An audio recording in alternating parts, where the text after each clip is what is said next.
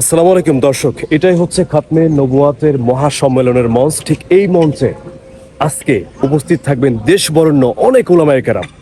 আমরা যে যেখানে আছি সেখান থেকে অবশ্যই আজকে একদমই সময় মতো আমরা এই মহাসম্মেলনে উপস্থিত থাকার জন্য চেষ্টা করব। এখানে ছোট ছোট অনেক বাচ্চারা এখানে দেখতে পাচ্ছেন, এরা সবাই হচ্ছে তালিমুল কোরআন মডেল মাদ্রাসার ছাত্রছাত্রী। আসসালামু আলাইকুম, সবাই কেমন আছেন? আলহামদুলিল্লাহ ভালো আছি।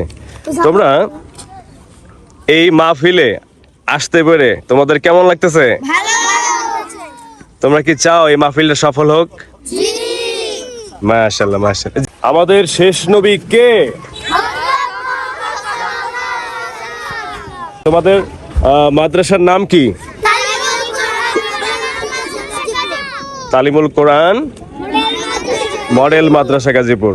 সম্পর্কে এখানে সম্মেলনটা হচ্ছে আমরা জানি আল্লাহ নবী সাল্লাল্লাহু আলাইহি সাল্লাম একটা হাদিস বলেছেন, আনা খাতামুন নাবিয়্যিন লা নাবিয়্যা বাদি, অর্থাৎ আমি হলাম শেষ নবী, আমার পরে আর কোনো নবী আসবে না। কিন্তু একটা গোষ্ঠী, কাদিয়ানী নামক একটা গোষ্ঠী, আচ্ছা, এরা দাবি করে তাদের আরেকজন নবী আছে, গোলাম আহমদ কাদিয়ানীকে তারা শেষ নবী বলে মনে করে।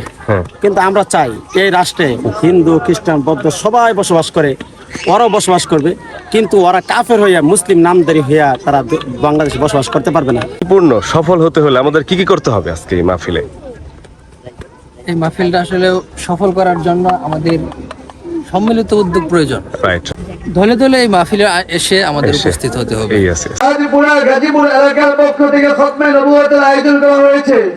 এখানে পুরা গাজীপুরের শীর্ষ স্থানীয় উলামায়ে কেরাম উপস্থিত। দোকানদারি ব্যবসা ছেড়ে দেয়া, নবীর ইজ্জত রক্ষার জন্য দুনিয়াবি সকল কাজ কর্ম ছেড়ে দেয়া, এটি একটি ইমানদারের কাজ, এটি একটি মুমিনের কাজ। যে ব্যক্তির ভিতর ঈমান আছে, যে ব্যক্তির ভিতরে নবীর মহব্বত আছে, যে ব্যক্তির ভিতর বিন্দু পরিমাণ নবীর মহব্বত আছে, ওই ব্যক্তি খতমে নবুয়তের সম্মেলন বাদ দিয়ে অন্য কোনো কাজে লিপ্ত থাকতে পারে না।